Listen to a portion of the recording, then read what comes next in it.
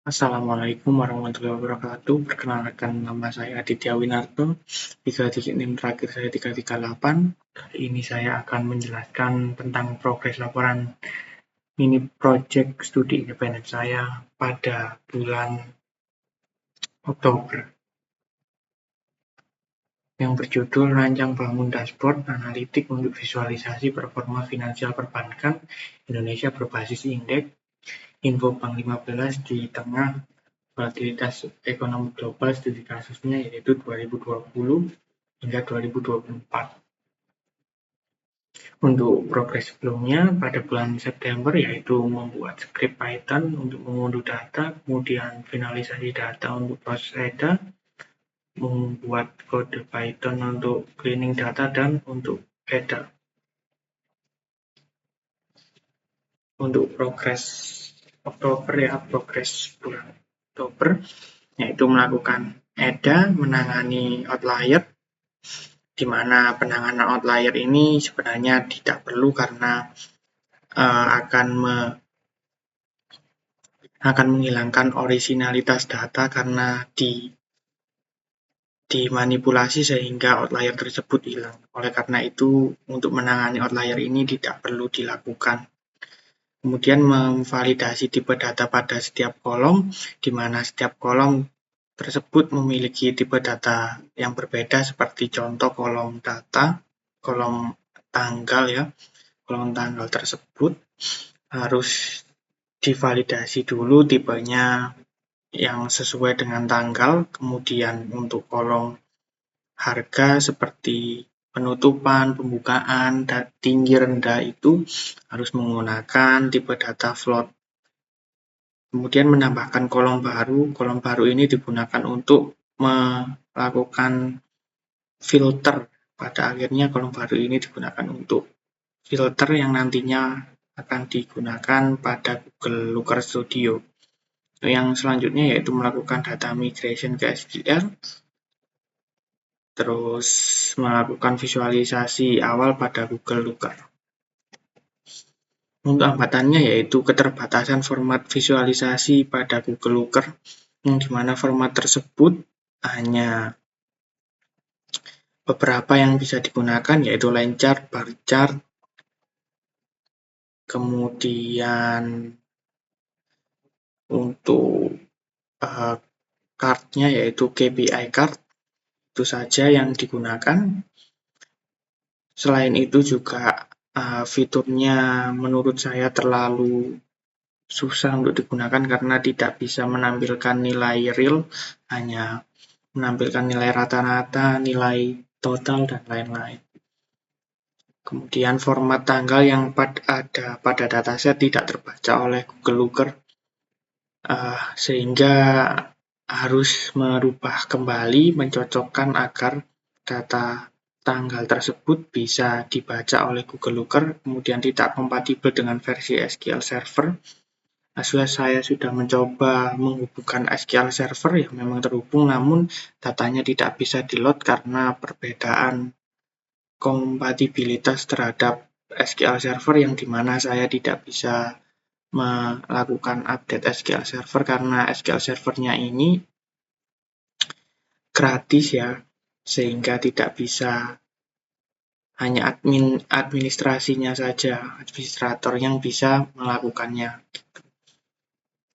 Kemudian solusinya yaitu menggunakan format visualisasi yang ada dengan menambahkan kolom pada dataset sesuai progres di awal tadi, sehingga sesuai dengan hasil yang diinginkan. Kemudian mengganti format tanggal sehingga bisa terbaca di Google Looker. Kemudian mengganti strategi sehingga tidak perlu menggunakan database. Yang pertama yaitu tadi alasannya tidak bisa melakukan update SQL Server karena bukan administrator, sehingga SQL Servernya tidak bisa digunakan.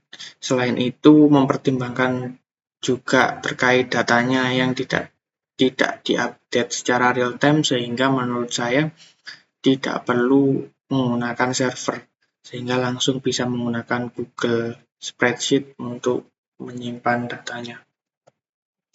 Untuk progres selanjutnya yaitu di bulan November Yang pertama yaitu mencari data fundamental untuk setiap bank, kemudian mengubah format datanya menjadi Excel, melakukan exploratory data analis, kemudian menambahkan kolom baru sama seperti di data teknikalnya tadi, menambahkan kolom baru, melakukan validasi tipe data setiap kolom sama juga, kemudian melakukan visualisasi awal pada Google Looker sama juga seperti tadi.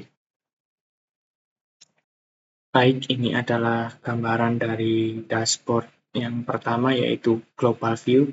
Dashboard ini digunakan untuk membandingkan yang pertama yaitu kinerja return Nasdaq dengan FTSE 100. Di mana kita bisa melihatnya di kuartal 1. Ini adalah sebuah filter yang bisa memilih Q1 sampai Q4, kemudian juga years 2020 sampai 2024, mana kita bisa membandingkan setiap kuartal Nasdaq dan FTSE ini cenderung memiliki return yang negatif ya. Namun Nasdaq ini cenderung lebih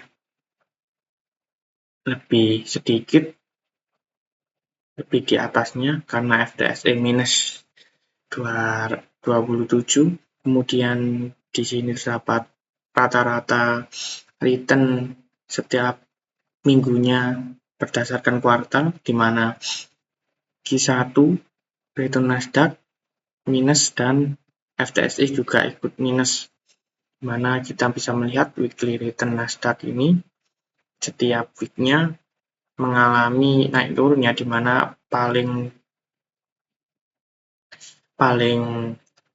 dalam atau penurunannya paling signifikan yaitu berada di angka minus 12%, sedangkan FTSE minus di angka 11,3%. Berdasarkan hal tersebut, di Q1 maksimum drawdown-nya di mana kita bisa melihat Q1 bisa sampai 11,28. Jadi yang diambil yang paling rendah ya, dalam artian minusnya paling banyak. Kemudian selanjutnya yaitu dashboard untuk Asia Pasifik, di mana ini digunakan untuk membandingkan beberapa indeks yang berada di Asia, yang digunakan untuk merepresentasikan ketahanan ekonomi di Asia.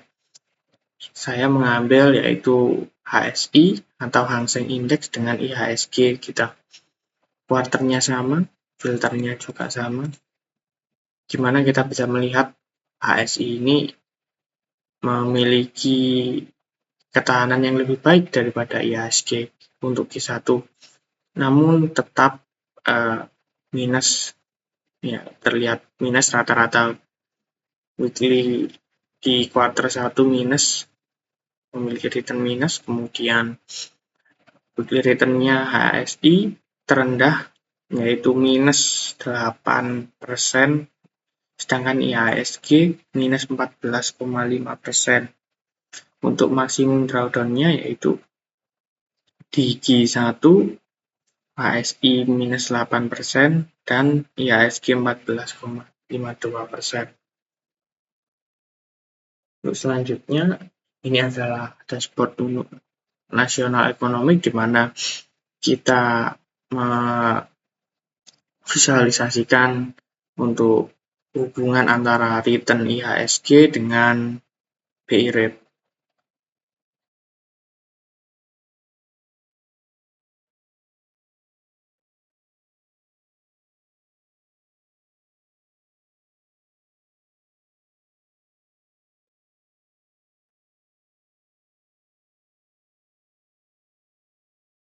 Untuk Q1 semuanya terlihat tinggi ya, suku bunga tinggi, kemudian volatilitas IHSG juga tinggi.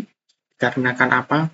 Karena pada 2 Maret 2020 awal COVID masuk Indonesia, IHSG meresponnya dengan turun minus 10, kemudian paling dalamnya yaitu minus 14% untuk weekly return-nya.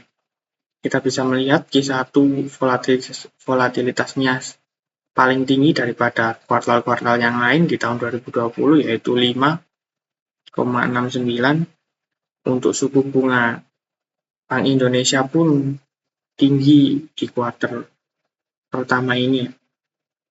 Rata-rata berkisar di 4,75 dan return IHSG-nya minus 2,21.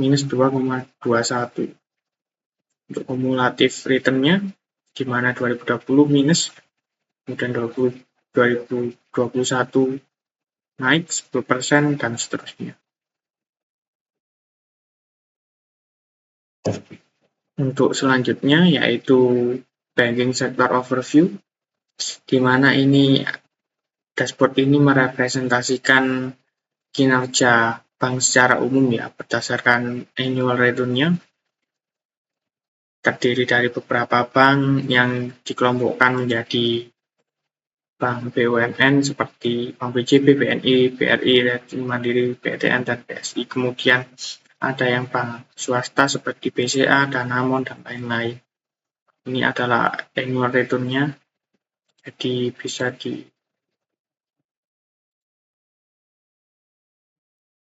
mungkin begitu. Selanjutnya, ini adalah dashboard yang